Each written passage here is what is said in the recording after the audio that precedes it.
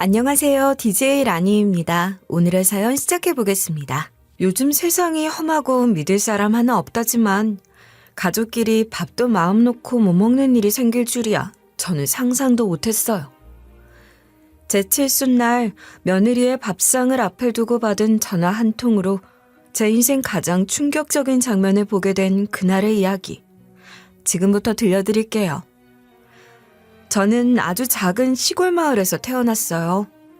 워낙 외진 곳이라 읍내까지 나가려면 걸어서 한참을 가야 했고 버스도 하루에 서너 번밖에 다니지 않았죠. 그런 동네에서 저희 집은 유독 더 가난했어요. 아버지가 일찍 돌아가셨기 때문에 집안 생계는 오롯이 어머니 혼자서 감당하셔야 했고 저희 삼남매는 늘 어머니 등에 엎여 살았다고 해도 과언이 아니었어요. 저희를 먹여 살리려 어머니는 새벽마다 일어나 두부를 쑤셨어요. 한겨울엔 아직 어둠이 남은 부엌에서 찬물에 손을 담그며 콩을 불리고 맷돌에 콩을 갈아내셨어요. 이불 속에서 눈만 겨우 뜨고 바라보면 부엌에 연기처럼 올라오는 김과 어머니의 등이 그림자처럼 겹쳐 보였어요. 두부를 만드는 건 단순히 음식 준비가 아니라 저희 집에 생계를 짊어지는 일이었죠. 어머니는 두부를 한 덩어리 한 덩어리 꺼내 물에 담그셨고 저는 그걸 커다란 대야에 담아 머리에 이고 읍내 장터까지 걸어갔어요. 12살밖에 안 된 제가 어린 동생 손을 잡고 대야를 이고 터벅터벅 걷는 걸 보면 장에 나온 아주머니들이 늘 혀를 끌끌 차셨어요. 아주머니, 오늘 두부는 더 고소해요. 콩을 밤새 불렸거든요. 아이고 장하다 장해. 이 어린 것들이 벌써 장사를 다 하네. 난 이 집 두부가 제일 맛있더라. 처음엔 사람들 시선이 쑥스럽기도 했지만 그날 그 두부를 다 팔아야 우리 식구가 저녁거리를 살 수 있었기 때문에 어떻게든 밝은 얼굴을 하려고 노력했어요. 웃으며 두부를 내밀고 집으로 돌아올 땐 빈 대야를 머리에 이고 장터에서 남은 파지 몇 줄과 두부 팔아 번 돈으로 산 멸치 한 줌을 꼭 안고 돌아왔죠. 학교는 읍내에 있는 중학교까지 다녔지만 그 이상은 꿈도 꿀 수 없었어요. 친구들이 고등학교로 도예지로 떠나는 걸 보며 저도 가슴이 쿵쾅거렸지만 어차피 그 길은 저에게 허락되지 않은 길이었어요. 동네 어른들도 선생님들도 아쉬워했지만 저는 한 번도 불만을 드러내지 않았어요. 장녀인 제가 어머니를 도와야 한다는 생각은 어릴 때부터 너무나 분명했거든요. 하지만 시장의 모습도 조금씩 변해갔어요. 예전엔 두부를 직접 만들어 파는 집들이 꽤 있었는데 공장에서 나온 두부가 슈퍼에도 들어오기 시작하면서 어머니가 만들던 두부는 점점 팔리기 어려워졌어요. 가격면에서도 경쟁력이 없었고요. 어머니는 그걸 아셨는지 어느 날 말없이 솥을 접으셨고 마음이 복잡했어요. 어머니가 손에서 놓으신다는 건 그만큼 제가 어른이 됐다는 뜻이기도 했고 이제는 제가 책임져야 할 때라는 걸 의미했어요. 저는 본격적으로 장사판에 뛰어들었어요. 처음 한 건 읍내 버스 정류장 앞에서 포장마차를 여는 거였죠. 천막은 중고로 구해다가 겨우 씌었고 솥도 뚜껑이 살짝 뒤틀린 걸 고물상에서 구해다 썼어요. 떡볶이, 순대, 어묵 정도만 놓고 시작했는데 국물 맛을 맞추는 게 정말 중요하더라고요. 저는 어머니가 쓰시던 멸치, 다시마, 대파 뿌리까지 넣어 우린 국물 레시피를 그대로 따라했습니다. 처음 며칠은 손님이 없어서 떡볶이도 남고 순대도 식었지만 시간이 지나면서 사람들이 입소문을 내주기 시작했어요. 옛날 어른들이 장맛이 맞아야 손님이 붙는다고들 했는데 다행히 그건 어머니의 손맛을 그대로 물려받아서인지 금방 자리를 잡았어요. 국물 떡볶이예요. 맵지 않고 달달하게 끓였어요. 우와, 진짜 맛있다. 이 소스. 학생들이 학교 끝나고 와서 떡볶이 하나씩 먹고 가고 장사 마친 아주머니들이 어묵 국물 한 컵만 줘봐 하며 들르는 모습이 하나둘 생기면서 포장마차는 늘 북적였어요. 매일 저녁이 되면 다 팔리고 나서야 집에 돌아갈 수 있었고 가끔은 남은 순대를 싸서 동생들 저녁 밥 반찬으로 내주면 어머니도 그걸 보며 웃으셨어요. 엄마, 오늘은 순대가 많이 남아서 가져왔어요. 우리 영욱이 덕분에 동생들 먹을 걱정은 안 하게 생겼네. 그렇게 포장마차가 자리를 잡자 저는 조금 더 넓은 곳으로 옮기고 싶다는 생각을 했어요. 시장 근처에 작게 나와 있는 점포가 있었고 보증금은 없었지만 월세가 조금 있었어요. 겁은 났지만 그래도 이젠 천막 말고 지붕 있는 데서 장사하자는 마음이 커져서 결국 그 가게를 얻었죠. 간판 달 돈이 없어 나무 판자 주워다 페인트로 글씨를 썼어요. 떡볶이, 순대, 김밥, 잔치국수. 메뉴는 별거 없었지만 하나하나 정성 들여 만들었죠. 그리고 그때부턴 새벽에 조금씩 두부도 만들어서 팔기 시작했어요. 어머니가 쓰시던 방법 그대로요. 콩을 불리고 갈고 모포로 감싸 덩어리로 만들어 뜨거운 물에 담근 두부를 손님들한테 내밀며 말했어요. 이건 저희 어머니가 가르쳐 주신 방식 그대로 만든 거예요. 기계 두부랑은 차원이 다를 거예요. 어머, 요즘도 손두부 만드는 데가 다 있네? 그렇게 말하면 단골들은 꼭 두부 한 덩어리씩을 사가셨고 이 집 두부는 옛날 맛, 손맛이 난다고 칭찬도 해주셨어요. 그런 말들이 저한테는 세상 가장 큰 위로였어요. 왜냐하면 그 시기쯤 어머니가 세상을 떠나셨거든요. 누구보다도 제 곁에 오래 있어줄 줄 알았던 어머니가 투병 끝에 저희 곁을 떠나셨고 그날 이후 저에겐 집에 돌아가 말걸상대가 없었어요. 동생들은 각자 자립해서 나가 살고 있었고 저는 가게와 집만 오가는 생활이었죠. 젊은 시절 저는 늘 일에 쫓겨 살았어요. 새벽 5시에 가게 문 열고 밤 10시가 다 돼서야 문을 닫았죠.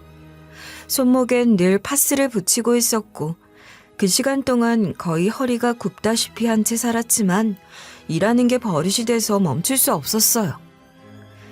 그때 저를 버티게 한 건 오직 가게였어요. 매상에 올라가면 그래 오늘은 동생한테 용돈이라도 보낼 수 있겠다 하고 마음이 놓였고 손님이 많이 오면 다행이다 오늘도 장사가 되네 하고 혼자 위로했어요. 그런데 그런 저에게 어느 날 작은 변화가 찾아왔어요. 바로 남편을 만나게 된 거죠. 당시 남편은 같은 시장에서 채소 가게를 하던 사람이 있었는데 말수 적고 꾸밈 없는 사람이었어요. 매일 아침마다 무거운 박스를 들고 나오고 비 오는 날이면 비닐 덮개를 고치며 가게를 지키곤 했죠. 남편은 자주 제 가게 근처를 서성였고 장날이면 제 포장도 도와주고 김밥 재료가 떨어지면 본인 가게에서 실하게 쌓은 오이를 건네주기도 했어요. 저는 처음엔 무덤덤했지만 남편이 꾸준하게 다가오는 모습에 점점 마음이 움직이기 시작했어요. 왜 이렇게 자꾸 도와주세요? 그냥 좋아서요. 아니 그게 아니라 맞아요. 좋아서요.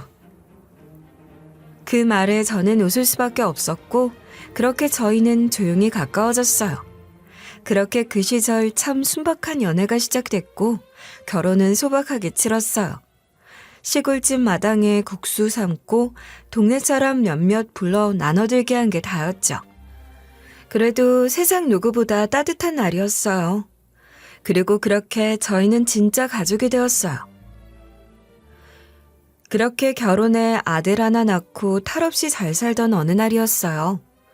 아들이 고등학교 1학년이던 해 모든 게 한순간에 무너져 내렸습니다. 그날도 남편은 여느 날처럼 새벽 어둠을 뚫고 농산물 도매시장으로 향했죠. 늘 하던 대로 새벽 4시쯤 잠결에 잠깐 일어난 저에게 인사도 없이 소리 죽여 나가곤 했는데 저는 그게 늘 마음에 걸렸어요. 여보, 그렇게 새벽마다 안 자고 일하니 괜찮겠어? 몸 상하겠어. 걱정 마. 난 오히려 이 시간이 제일 좋더라. 사람도 없고 길도 한산하고. 당신이랑 석이 자는 모습 보고 나가면 마음도 편하고 좋아. 남편은 항상 그렇게 말했어요. 피곤해 보일 때도 있었지만 나는 한참 일할 때다 하고 웃으며 넘겼고 저는 그 말에 더 안쓰러운 마음이 들곤 했죠. 그런데 점심 장사로 한참 바쁘던 오후였어요. 어묵국을 데우고 떡볶이를 저으며 손님을 받느라 정신이 없던 제 앞에 갑자기 낯선 남자 둘이 가게 문을 열고 들어섰어요. 경찰이었어요. 순간 제 심장이 이상하게 쿵 내려앉는 기분이었고 본능적으로 안 좋은 일이란 걸 직감했던 것 같아요. 혹시 고영호 씨 부인이신가요? 예, 그런데 왜요? 말씀드리기 조심스럽지만 남편분께서 오늘 새벽 교통사고를 당하셨습니다. 중앙선을 침범한 대형 트럭이 정면으로 들이받았고 병원으로 옮기긴 했지만 결국 그 말이 채 끝나기 전 제 손에서 국자가 뚝 떨어졌어요. 그만 그 자리에 주저앉았고 가게 안에 있던 손님 한 분이 깜짝 놀라 저를 붙잡아 일으키려 했지만 아무 말도 들리지 않았어요. 눈앞이 새하얘졌고 몸이 굳은 사람처럼 움직일 수가 없었어요. 그렇게 아무 정신도 없는 사이에 장례식이 치러졌고 그곳엔 사람들이 끊이지 않았어요. 남편의 채소를 사던 단골들도 시장통에 살던 오래된 얼굴들도 그리고 제 가게에 오던 손님들까지도 조문에 와서 울어주셨어요. 유서가 아빠처럼 성실한 사람이 없었는데 늘 아침마다 먼저 나와 있었죠. 인사도 꼭 하고 손이라도 보태고. 아휴, 너무 젊은 사람이었는데 어쩜 이럴 수가 있어요. 그 말들이 고맙기도 했지만 제 가슴 속에 있는 구멍은 채워지지 않았어요. 남편이 없다는 사실 하나로 모든 것이 무너졌고 가장 걱정됐던 건 그 슬픔을 말 한마디 하지 못하고 꼭꼭 눌러담고 있는 아들이었어요. 장례식 내내 아들은 제 옆에서 상복을 입은 채 고개를 푹 숙이고 있었고 누구보다도 아버지를 잘 따랐던 아들이었던 터라 눈물도 제대로 못 흘리더라고요. 사람들 다 돌아간 뒤에야 조용히 제 무릎에 얼굴을 묻고 훌쩍이는 그 모습을 보며 저는 마음이 찢어지는 줄 알았어요. 그렇게 장례가 끝나고 현실은 냉정하게 저를 다시 붙잡았어요. 매일 아침이면 남편과 함께 시작하던 일상은 온전히 저 혼자만의 몫이 됐고 장례 비용을 치르고 나면 당장 생활비도 빠듯해질 판이었어요. 다행히 남편 앞으로 들어온 보험금이 있었는데 그걸 들고 저는 한참 고민했어요. 아들 등록금은 일단 떼어두고 나머지로 뭘 할 수 있을까? 어떻게든 이 돈을 헛되이 써선 안 된다는 생각뿐이었어요. 이 돈 어떻게 써야 당신이 마음 놓을까? 보험금 내역서를 들여다보다가 결국 저는 결심했어요. 이제는 월세 가게가 아니라 내 이름으로 된 내 가게를 하나 사자고. 매달 나가는 월세에 속 끓이지 않아도 되는 내 터전이 하나 있으면 아들 대학 다니는 동안은 버틸 수 있겠다 싶더라고요. 그렇게 가게 계약서를 받던 날 손이 바들바들 떨렸어요. 서명란에 제 이름을 또박또박 적고 도장을 찍을 때 마음 한켠에선 남편이 제 어깨를 토닥이며 웃어주는 듯 했어요. 그 무렵 아들도 묵묵히 제 곁을 지켰어요. 방과 후에 가게로 와서는 무거운 박스를 날라주고 냄비에 물을 붓고 면을 삶으며 조용히 저를 도왔죠. 너 공부할 시간 줄어드는 거 아니야? 괜찮겠어? 난 괜찮아. 지금 엄마 혼자 하게 둘 수 없잖아. 그래도 이건 엄마가 해야 하는 거지 너까지 끌어들일 일은 아닌데. 나도 식구야. 같이 버텨야지. 아빠도 그랬을 거야. 아빠가 엄마 걱정 얼마나 많이 할 텐데. 그 말에 저는 다시 울컥했어요. 어린 줄로만 알았던 아들이 이렇게 어른이 되어 있다는 게 놀랍고 미안했죠. 한창 친구들과 어울릴 나이에 국수 면발을 적고 있는 아들 모습이 눈물겹도록 대견했어요. 무튼 그렇게 우리 모자는 둘이서 하루하루를 다시 읽어나가기 시작했어요. 손님들은 예전보다 더 많이 찾아와 주었고 일부는 남편이 사고로 떠났다는 걸 알고 와서 두부 한 덩어리 더 사가며 응원도 해주셨어요. 가게가 더 따뜻해졌네요. 두부 맛 언제 봐도 참 좋아요. 계속 팔아주세요, 사장님. 그 말들이 저에게는 삶의 작은 등불이 되었어요. 여전히 새벽에 눈을 뜨고 뜨거운 국물을 끓이고 밀가루 반죽을 하며 하루를 시작했지만 이제는 그 모든 하루가 아들과 함께여서 더 든든했어요. 남편은 떠났지만 그 보험금으로 남겨준 이 가게는 저에게 단순한 장소가 아니라 남편이 마지막으로 저희 둘에게 남겨준 울타리였죠. 그 울타리 안에서 저와 제 아들은 다시 살아가기 시작했어요. 남편이 없는 자리는 크고 허전했지만 그 빈자리를 함께 지켜나가는 하루하루 속에서 우리는 함께 버텼고 함께 울었고 함께 다시 웃을 준비를 시작했습니다.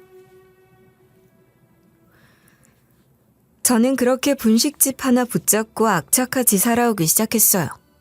하루하루 살림을 일구고 아들 학비 대고 책값에 하숙비까지 뒤처지지 않게 챙기다 보니 어느새 아들도 대학을 졸업했더라고요. 그리고 나중에 직장까지 얻어서 사회생활 시작하더니 제가 60을 간 넘긴 어느 날엔 여자친구를 데려와 인사를 시켰어요. 상견례는 우리 동네 작은 한정식 집에서 했어요.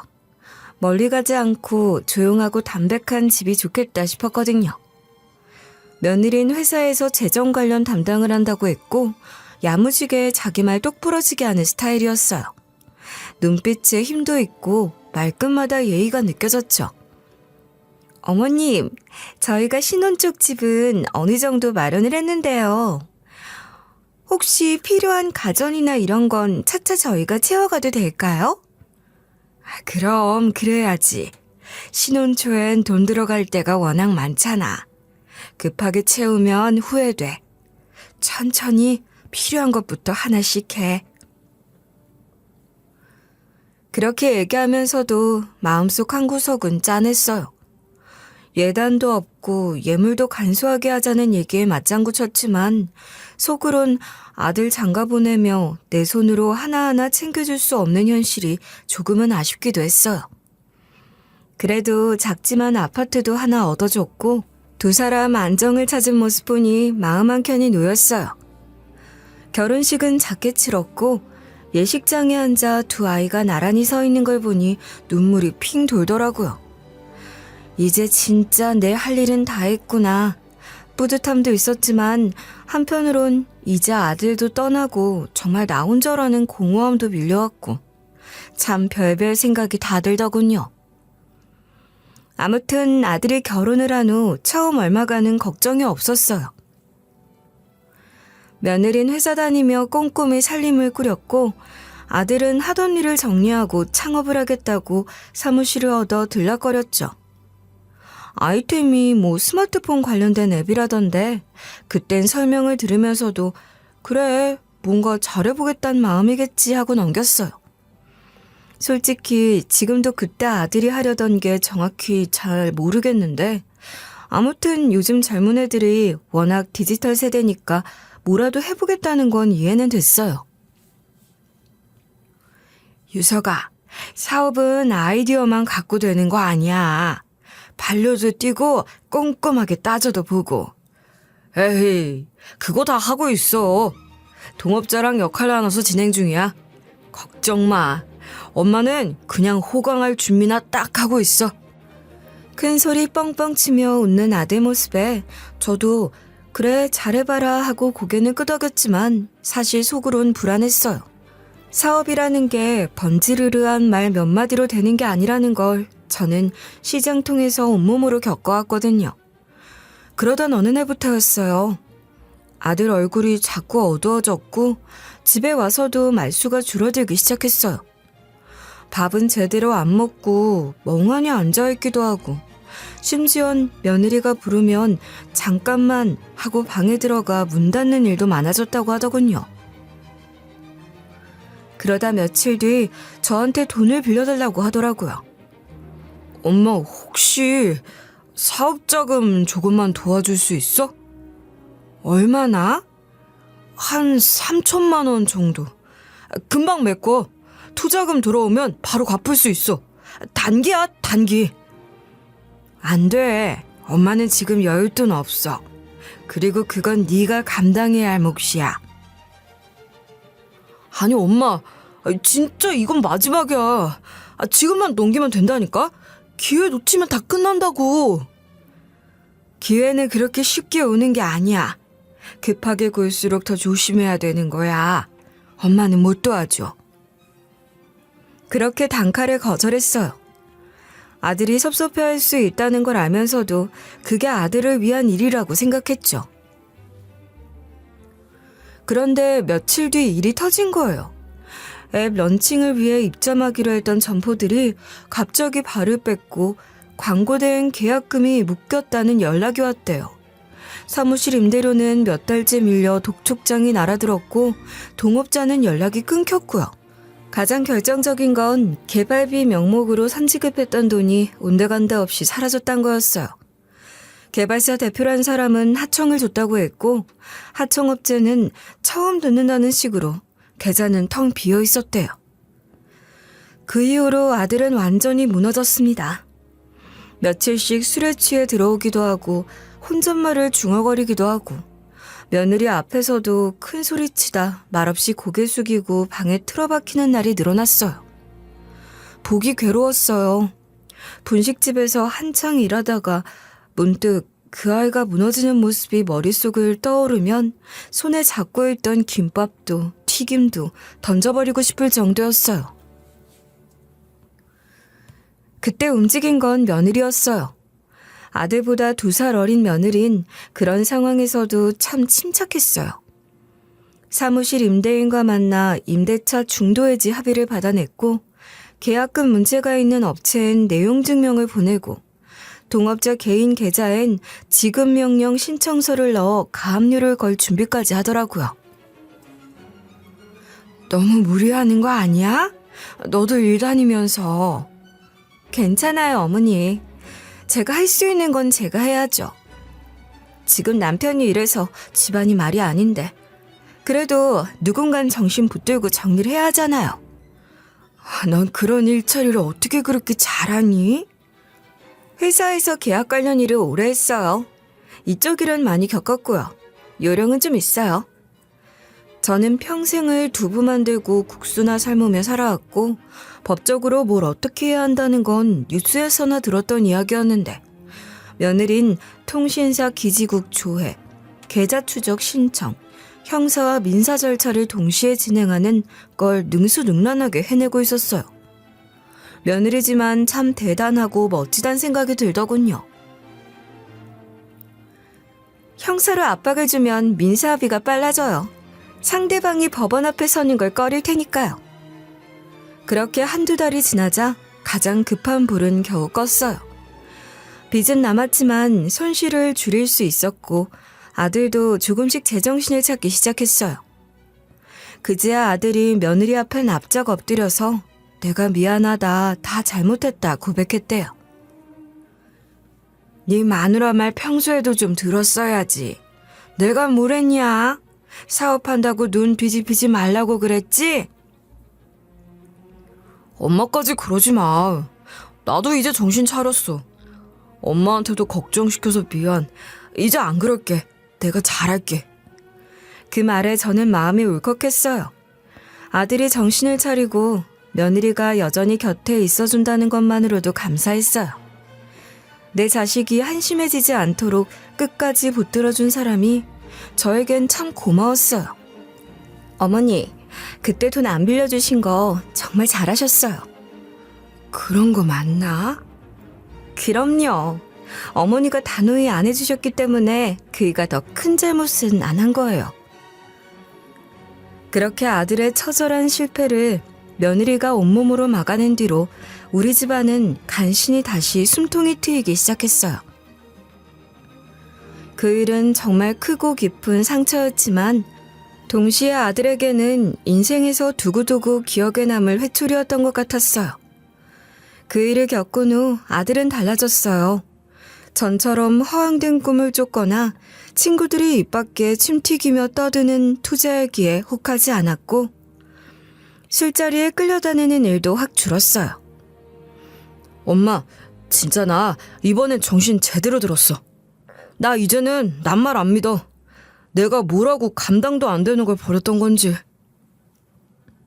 그래 임마. 네가 그렇게 말해주니 내가 이제야 좀 숨을 쉬겠다. 돈 날린 건 둘째치고 네 얼굴이 그렇게 망가지는 거 보면서도 내가 아무것도 못 해줬잖니. 그렇게 아들은 결국 본인이 하고 싶다는 욕심은 내려놓고 다시 취업을 선택했어요. 처음엔 자존심이 상했는지 며칠 망설이는 눈치였는데 며느리랑 긴 대화를 나눈 뒤 결심을 굳힌 모양이었어요.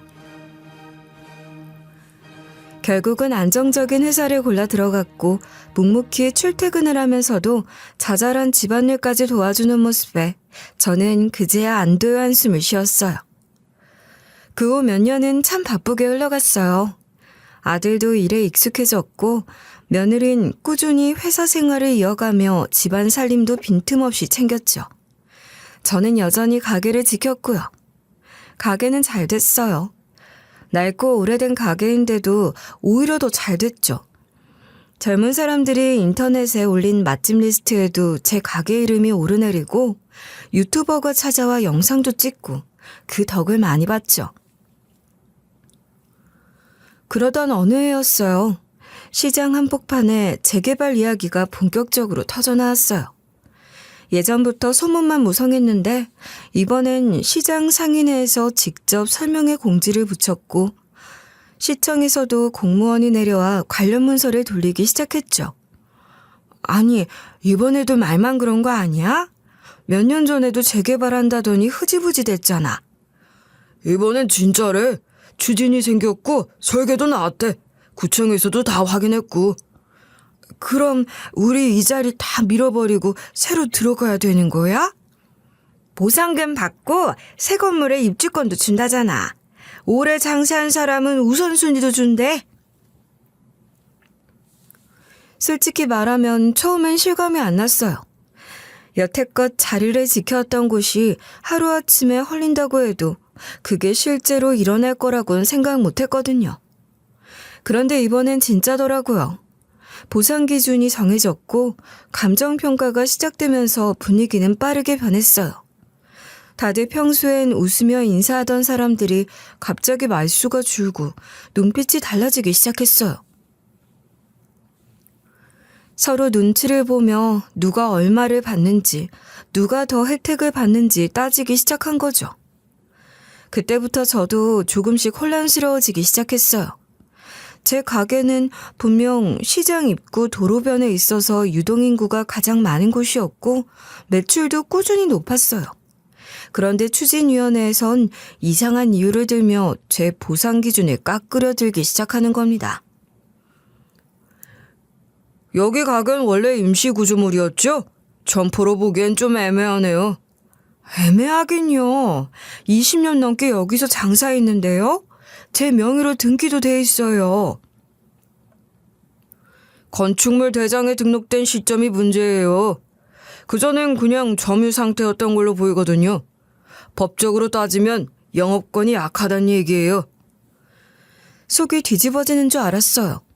뭐 하나 제대로 보지도 않고 괜히 깎아내릴 구실부터 찾고 있으니 억울하기도 하고 분하기도 했죠. 더 화가 났던 건 몇몇 상인들이 위원회 쪽 편을 들면서 아예 저를 몰아가려 한 거였어요. 거기는 원래 한동안 비어 있었잖아. 그거 다 기억해.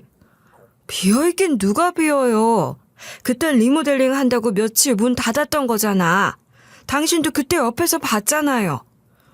그건 뭐 나는 잘 모르겠고 주진이에서 알아서 판단하겠지. 그 대화를 들으면서 저는 머리를 얻어맞은 기분이었어요. 바로 옆에서 매일같이 얼굴 마주치던 사람들인데 어떻게 입을 맞춰가며 없는 얘기 지어낼 수 있는 건지. 엄마, 그냥 넘어가지 마. 이건 진짜 아니야. 내가 뭘 어쩌겠니. 증거도 없는데 사람 입으로 하는 일이 제일 무서운 거야. 그럼 시청에 민원 넣고 변호사 찾아보자. 등기랑 매출 내용만 봐도 엄마가 장사 얼마나 오래 했는지 다 나올 거 아니야. 결국 저는 아들 손을 잡고 시청도 가고 법률 상담도 받으러 다녔어요. 변호사 사무실에서 서류를 정리해주고 나니 등기 이전 날짜, 사업자 등록 내역, 카드 매출 증빙까지 다 깔끔하게 정리됐고 그 덕분에 추진위원회도 더는 시비를 걸지 못했어요. 네, 확인 결과 영업 이력이 꾸준했네요. 해당 자료 반영해서 보상액 다시 검토하겠습니다. 그 말 한마디 듣는 데까지 얼마나 많은 밤을 뜬 눈으로 지새우는지 몰라요. 아들은 계속 옆에서 도와줬고 며느리도 챙기며 매일같이 자료 모으고 정신없이 움직였죠. 엄마가 그냥 넘어갈 뻔했다니까. 니네 없었으면 어쩔 뻔했니? 어머님, 이제는 세상이 너무 서류 중심이라서 그래요. 말로 얘기하면 지는 거예요. 그러게, 엄마도 이제 뭐든 다 문서로 남기고 살아야 돼. 그런 시대야, 이제는. 그 말을 들으면서 웃으면서도 한편으론 가슴이 시큰했어요. 저는 그저 열심히 장사하고 사람들한테 성실하게 대해온 것밖에 없는데 세상은 그걸 숫자와 문서로 증명하지 못하면 다 없는 일처럼 만들어버리더라고요. 무튼 결국 제 권리는 인정받았고 입주권도 확보할 수 있었어요. 그런데도 마음 한켠은 계속 허전했어요. 20년 넘게 함께 장사했던 이웃들이 보여준 낯선 얼굴들. 그 차가운 말투가 머릿속에서 떠나질 않았거든요. 사람이 어떻게 이렇게 변하니? 그렇게 잘 대해줬던 사람들이. 돈 앞에선 진짜 아무도 믿지 마세요. 어머님, 요즘 참 무서운 세상이잖아요. 그 말이 참 씁쓸했어요. 하지만 또 맞는 말이기도 했고요. 세월이 흐르고 사람도 바뀌고 상가 하나 바뀌면 관계도 다 무너지는 거니까요. 그 이후로 저는 장부를 더 철저히 정리하기 시작했어요. 매출이 얼마고 고정 지출이 어디 들어가고 물류는 어디서 들어오는지 다 노트에 따로 적었어요. 사람은 못 믿어도 기록은 배신하지 않으니까요. 그리고 얼마 뒤 칠순이 코앞으로 다가왔을 무렵 저는 그저 조용히 밥 한 끼 가족이랑 먹고 싶다는 생각뿐이었어요. 별다른 잔치도 필요 없었고요. 그런데 막상 칠순 당일은 아들의 출장 일정이 잡혔다며 함께 시간을 보내기 어렵다고 하더라고요. 목소리는 미안해했지만 그게 어디 아쉬움이 안 남겠어요. 엄마, 미안해. 출장 일정이 이번 주에 갑자기 잡혀서 어쩔 수가 없었어. 그래, 일이라는 게 그렇지 뭐. 바쁜 거야 좋은 거지. 주말엔 꼭 갈게. 그때 칠순잔치 제대로 해줄게. 엄마 좋아하는 갈비찜도 해놓고. 됐어. 내 나이에 무슨 잔치야. 늙은 게 뭔 자랑이라고. 그냥 얼굴이나 한번 보고 밥이나 먹으면 됐지. 그렇게 말하긴 했지만 마음 한편으론 조금 서운했어요. 그래도 아들 말처럼 주말에 보자고 하니 저는 그날은 그냥 조용히 아들네외 집에 들르기로 했어요. 며느리가 밥상을 차려주겠다고 했거든요. 그날 저녁 며느린 정갈하게 음식을 차려주었고 저도 그런 며느리가 고마웠어요. 반찬 가지수도 많았고 국물까지 따뜻하게 데워오는 정성에 아들에게 좀 서운했던 마음까지 풀리는 듯했죠.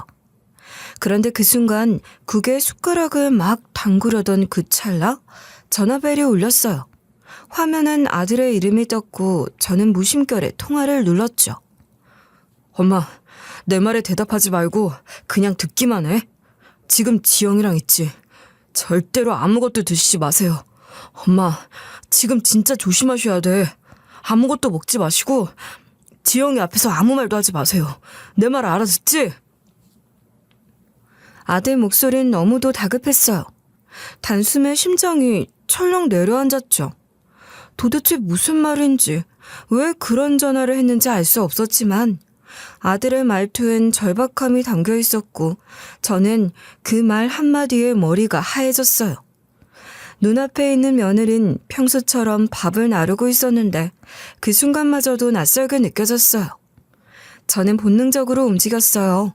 며느리가 뒤돌아선 틈을 타 밥그릇을 살짝 바꿨어요.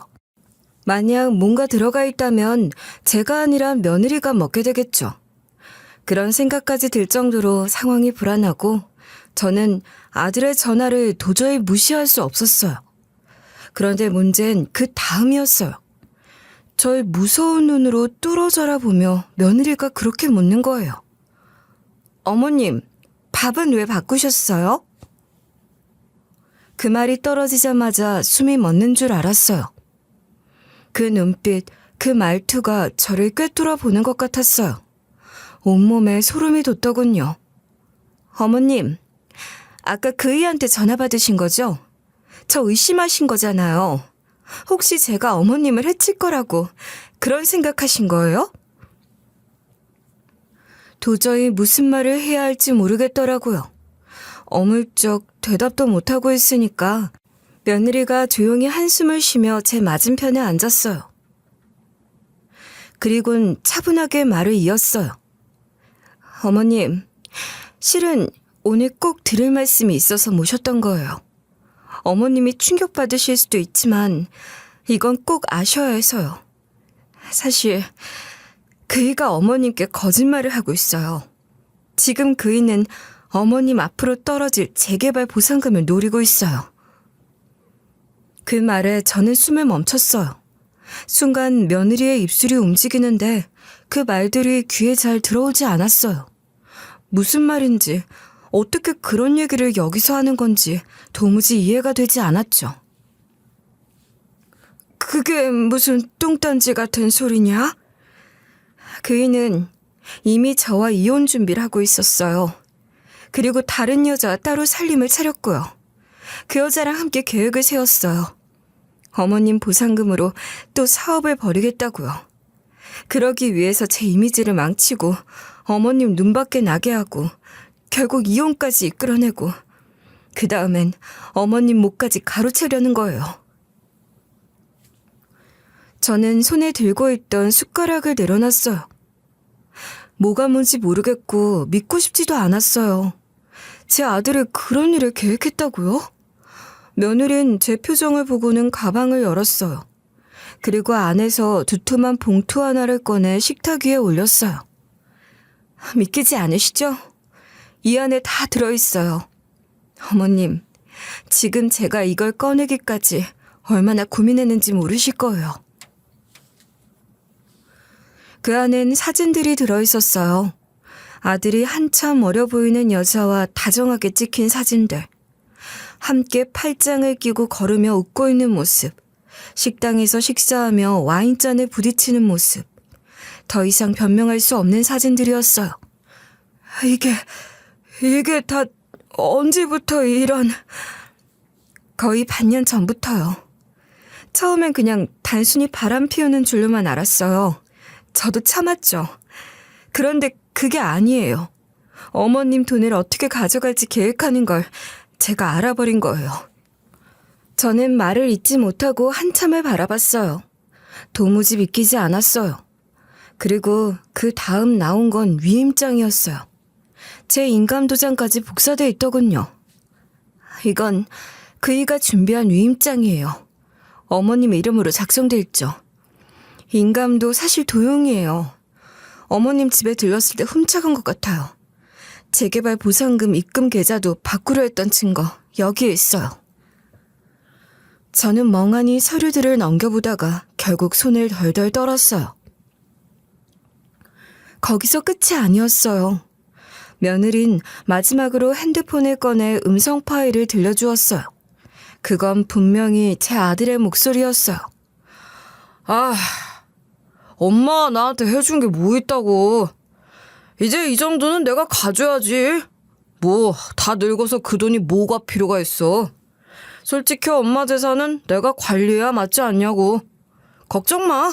어떻게든 방법은 있어. 걱정 마. 이 오빠가 너 아주 공주 대접받으며 살게 해줄 테니까. 진짜지, 오빠? 나 오빠만 믿는다. 그 녹음본 앞에서 저는 그 자리에 주저앉고 말았어요. 아무리 아들이지만 그런 말을 할 줄은 몰랐어요. 그렇게까지 저를 낮게 보는 줄도 몰랐고요.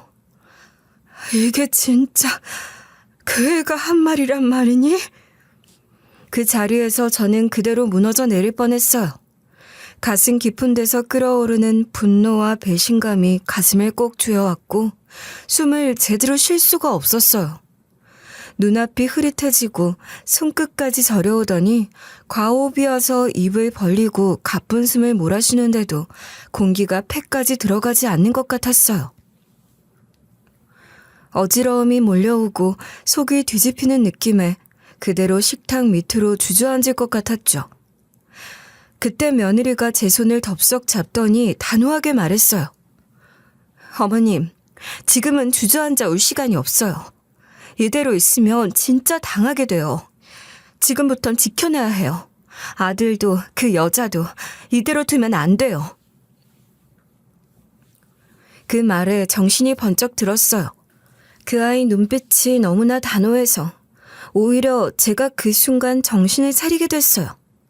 평생 아들 뒷바라지하며 살았던 저는 늘 엄마니까 불쌍하니까 하면서 아들에게 다 내어주며 살아왔어요. 남편 일찍 보내고 아들이 안쓰럽고 가여워서 뭐든 다 들어주며 살았던 인생이었죠. 그런데 그게 결국 제 손으로 제 발등을 찍은 꼴이더라고요. 그 순간 깨달았어요. 제가 아들을 그렇게 만든 거라고요. 저 스스로가 아들 버릇을 잘못 들인 거예요. 며느린 제 손등위에 조용히 손을 얹었어요. 그제야 저는 알게 됐어요. 제가 의심했던 사람은 끝까지 저를 지키고 있었고 믿고 있던 사람은 등 뒤에서 제 모든 걸 빼앗으려 했다는 거요. 그게 인생인가 봐요. 정말 믿고 싶은 사람에게서 상처를 받고 예상하지 못한 곳에서 구원을 받게 되는 것. 그 순간 이후 저는 한동안 아무 말도 하지 못했어요. 집에 돌아와서도 밥 한 숟갈 넘기기 힘들었고 밤마다 아들의 녹음된 목소리가 머릿속을 떠나지 않았어요. 어머님, 너무 힘드시면 일단 병원에 가보셔야 해요. 이건 정신적으로도 충격이 큰일이니까요. 아니다. 병원보다 더 필요한 건 내가 이제 똑바로 눈 뜨는 거야. 이대로 아무것도 안 하면 그 애는 계속 그렇게 살게 될 거야. 제가 다시 정신을 붙잡은 건 분명 며느리 덕분이었어요. 그 아이가 없었으면 저는 이 모든 걸 감당할 자신이 없었을 거예요.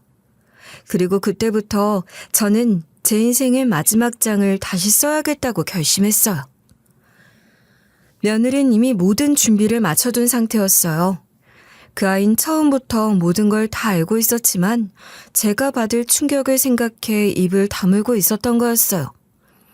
아들이 바람난 여자와 나눈 녹음 파일, 제 도장을 도용해 만든 위임장, 그리고 그 여자와 짜고 꾸민 조작 서류들까지 전부 증거로 정리해뒀더라고요. 이건 어머님이 직접 변호사한테 들고 가셔야 해요. 어머님 명의로 된 모든 재산, 지금이라도 막을 수 있어요. 더 늦기 전에 움직이셔야 해요. 다음 날 우리는 곧장 변호사 사무실로 향했어요. 며느린 서류 봉투를 꼭 껴안은 채 제 옆자리에 앉았고 저는 아직 멍한 상태로 따라갔어요. 변호사는 서류들을 훑어보더니 한숨을 내쉬고 고개를 천천히 절레절레 흔들었어요. 이 정도면 충분히 법정에서 이길 수 있습니다. 위임장 무효 확인은 물론이고 가처분도 바로 넣어야 합니다. 아들에게 이렇게 하는 게 맞을까요, 변호사님? 어머님, 아들이 아니라 누구든 법은 법입니다.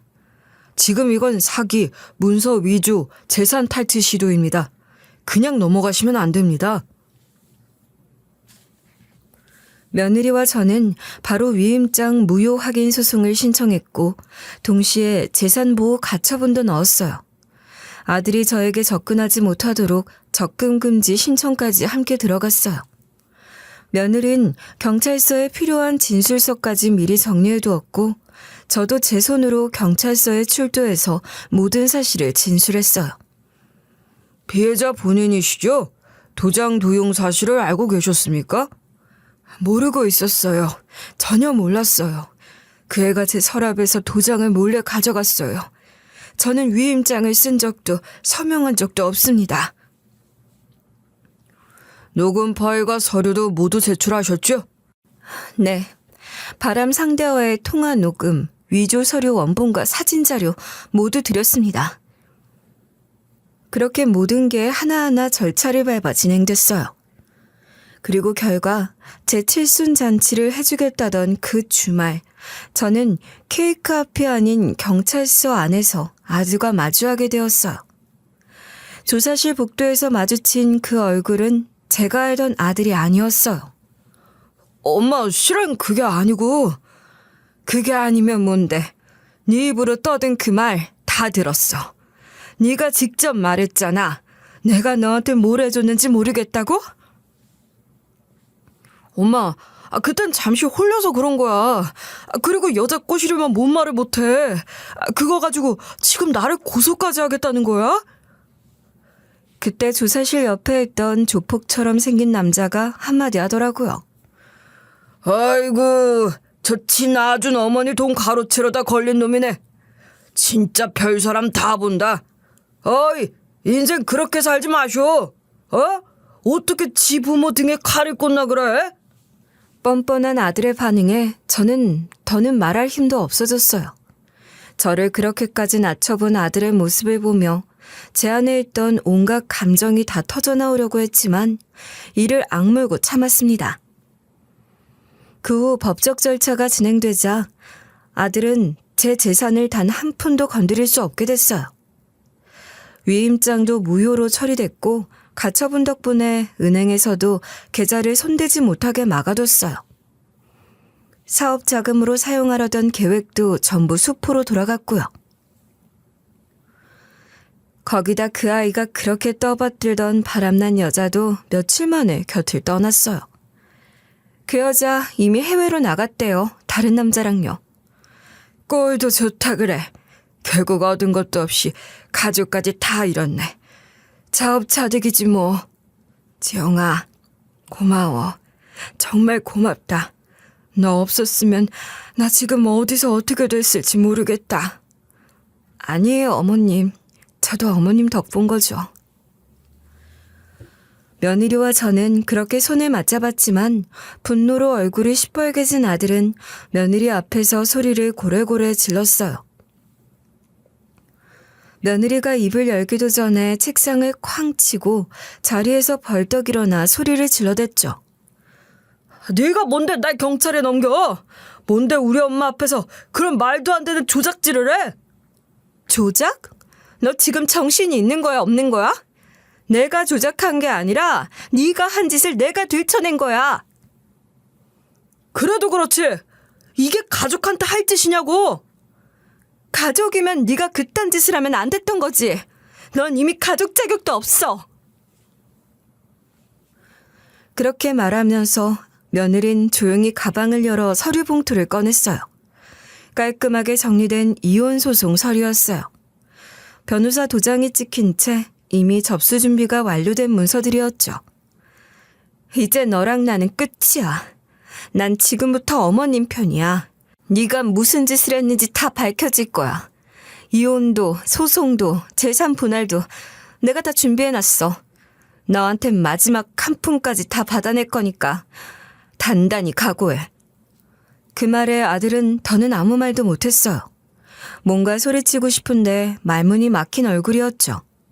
그동안 며느리를 얕잡아봤던 게 무너지는 순간이었어요. 그렇게 모든 길이 막힌 아들은 결국 며칠 뒤 저에게 무릎을 꿇더군요. 엄마, 내가 잘못했어. 내가 잠깐 미쳐 있었던 것 같아. 진짜 정신이 나갔었어. 엄마, 제발 용서해줘. 그 말에 저는 한참 동안 아무 말도 안 했어요. 눈앞에 무릎 꿇고 있는 게 내 아들이란 사실이 믿기지 않았어요. 아니, 믿고 싶지 않았던 게 맞겠죠. 그러다 저는 조용히 한 발 앞으로 다가가 아들의 얼굴을 내려다보며 입을 열었어요. 네가 내게서 빼앗으려던 게 돈뿐이었을 것 같니? 네가 짓밟으려고 했던 건 네 아버지가 목숨 걸고 지켜낸 이 가정이었어. 내가 평생 두 손으로 일구고 지켜온 이 집과 가게, 그리고 내 마지막 자존심이었어. 그걸 네가 발로 짓밟으려고 했어. 그런 너한테 내가 뭘 더 줄 수 있을 것 같니? 아들은 고개를 들지 못한 채 제 발목을 붙잡았어요. 엄마, 제발. 단 한 번만, 마지막 기회만 줘. 내가 진짜 잘할게. 나 진짜 정신 차렸어. 진짜야. 하지만 저는 차갑게 발을 뿌리쳤어요. 더는 흔들릴 마음이 남아있지 않았어요. 마음은 이미 굳어 있었고 다시 물러설 이유가 없었어요. 다시는 내 앞에 나타나지 마라. 네 이름은 이제 내 마음에서도 지울 거야. 네 발자국 하나, 네 그림자 하나도 이 집 근처에 얼씬하지 마라. 들려도 못 본 척 할 거고 보여도 외면할 거야. 넌 이제 내 아들이 아니다. 그 말에 아들은 주저앉았어요. 바닥에 털썩 주저앉고는 소리 없이 울기만 했어요. 저도 가슴이 철렁했지만 그게 후회나 슬픔은 아니었어요. 오히려 속이 후련했어요. 평생 처음으로 저 자신을 지켜냈다는 생각이 들었어요. 그 순간만큼은 제가 누군가의 엄마이기 전에 제 삶의 주인이란 사실을 온몸으로 느꼈어요. 며느린 결국 이혼 판결을 받아냈고 아들이 불륜으로 인한 책임을 져야 했기 때문에 위자료도 크게 나왔어요. 제 재산과 가게, 재개발 보상금도 가처분이 그대로 유지됐고 법적으로도 완전히 제 소유가 확정됐어요. 아들은 어떤 방식으로도 제 자산에 손을 댈 수 없게 됐고요. 어머님, 이제 진짜 다 끝났어요. 어머님 이름으로 등기 변경도 끝났고 보상금 계좌도 안전하게 따로 관리해뒀어요. 정말 고생 많으셨어요. 네가 없었으면 나 지금 다 뺏기고 망했을지도 몰라. 너한테 미안하고 또 고맙고 그렇다. 저는 법으로 아들을 벌했고 숫자로 혼쭐 내줬고 무엇보다도 제 손으로 제 인생을 끝까지 지켜냈어요. 예전 같았으면 아들이 무릎 꿇은 그 순간 마음이 무너졌을지도 몰라요. 하지만 이젠 아니었어요. 그 애가 나눈 말 하나, 눈빛 하나조차도 저는 두고두고 기억할 거예요. 이제 저는 깨달았거든요. 이제 제 인생에서 가장 먼저 생각해야 할 사람은 더 이상 아들도 누구도 아닌 저 자신이라는 거요. 재개발이 확정되면서 저는 처음으로 제 이름 석자가 적힌 아파트를 손에 넣게 됐어요. 평생 가게에서 흘린 땀방울과 온갖 서러움이 담긴 세월을 지나 드디어 제 손으로 이룬 집이었어요. 넓진 않았지만 햇살이 따사롭게 들어오는 남향 거실이 있었고 창을 열면 작은 공원이 내려다 보이는 조용한 동네였어요. 열쇠를 돌리고 현관문을 처음 열던 날 저는 잠깐 말없이 그 자리에서 가만히 서 있었어요. 그 순간만큼은 눈물이 차오르기도 했지만 괜히 어깨를 쓱 한번 털고는 마음을 다잡았어요. 가게를 정리하면서 손님들, 단골들 오며 가며 한 끼 채워주었던 정이 생각나 마음이 살짝 헛헛하긴 했지만 더 이상 새벽에 일어나 국물 끓이고 떡볶이 볶으며 불 앞에 서 있을 필요가 없다는 사실이 조금은 위안이 됐어요. 이제 저는 아침이면 운동화를 깨어 신고 집 앞 공원을 산책해요. 나무에 이슬 맺힌 걸 보며 커피 한 모금 마시고 강아지 데리고 나온 사람들 지나가는 걸 바라보며 걷다 보면 마음이 가라앉고 한결 부드러워지죠. 오후에는 동네 복지관 도서실에서 책을 읽고 일주일에 2번은 노인 요가도 배우러 다녀요. 처음엔 몸이 안 따라줘 허리도 뻐근하고 다리도 후들거렸지만 선생님 말대로 매일 조금씩 하다 보니 어느 순간 자세도 바로 잡히고 밤에 잠도 더 잘 오더라고요. 며느린 이혼하고도 제 곁을 떠나지 않았어요. 오히려 전보다 더 자주 찾아왔고 어느새 저와 한 식구처럼 편하게 드나들게 됐어요. 지영아, 이제 이렇게 자주 안 와도 돼. 어머님, 저는 여기가 정말 편해요. 어머님 저 많이 아껴주셨잖아요. 할머니, 떡볶이 해줘요. 예전에 해줬던 그 매콤달콤한 거. 아이고, 우리 공주님, 또 떡볶이 타령이네. 알았어. 근데 맵게는 못 해준다. 엄마도 혼나면 할미도 곤란해. 작은 손으로 제 무릎에 올라타는 손녀를 보면 저는 다시 젊은 시절로 돌아간 듯한 기분이 들어요. 허리며 무릎이 다 쑤시면서도 그 아이 손 꼭 잡고 주방으로 향하게 되죠. 고춧가루 풀고 양념장 섞고 떡 넣고 국물 우려내는 그 짧은 시간이 어쩌면 지금 제 인생에서 가장 활기찬 시간인지도 모르겠어요. 며느리와 저, 이제는 시어머니와 며느리 사이가 아니라 정말 모녀 같은 사이가 되었어요. 반면 아들은 모든 걸 잃고 초라한 상태로 살아가고 있어요. 바람난 여자에게도 버림받았고 사업이니 뭐니 하던 일자리도 못 잡은 채 이리저리 전전하다가 겨우 한 달에 한 번 손녀 얼굴이나 보러 오는 수준이죠. 손녀를 만날 땐 꼭 며느리 허락을 받아야 하고 시간도 정해진 만큼만이에요. 처음엔 며느리가 너무 냉정한 거 아니냐는 생각도 들었지만 지금은 이해해요. 그것마저도 아이한테는 보호를 위한 방식이니까요. 솔직히 말하면 마음이 아예 안 약해진 건 아니에요. 무릎 꿇고 사정하던 아들의 얼굴을 떠올리면 가끔은 눈물이 나요. 가끔 오는 아들의 행색을 봐도 마음이 안 좋고요. 하지만 그걸 받아줬다간 또다시 모든 걸 망가뜨릴 걸 너무나 잘 알아요. 그 아이를 그렇게 만든 게 저였잖아요. 다 받아주고 다 들어주고 오냐오냐 키운 결과였어요. 그러니까 지금이라도 끊어야 해요. 이젠 저도 배워야 해요. 마음이 약하다고 사랑이라는 건 아니니까요. 그래도 저에겐 남은 사람들이 있어요. 매주 함께 웃으며 밥을 먹는 며느리, 제 손 꼭 잡고 놀이공원 가자고 졸라대는 손녀. 이 2사람만 있으면 저는 충분해요. 부족한 것도 없고 외로운 것도 없어요. 늦은 나이에 찾아온 평안, 다시는 흔들리지 않을 작은 행복. 그게 바로 지금 제 삶의 마지막 장을 채워주는 선물인 것 같습니다. 가족이라고 해서 언제나 내 편이 되라는 법은 없고 피를 나눴다고 해서 다 사랑할 이유도 없어요. 중요한 건 서로를 지켜주는 진짜 마음이죠. 제가 늦게라도 제자리를 되찾을 수 있었던 건 한 번쯤은 싸워야 했던 순간을 놓치지 않았기 때문이라 생각해요. 누군가에게 흔들리고 있다면 혹은 누군가에게 휘둘리고 있다면 부디 오늘 이 이야기가 작은 용기의 씨앗이 되길 바랍니다. 제 이야기 끝까지 들어주셔서 정말 감사합니다.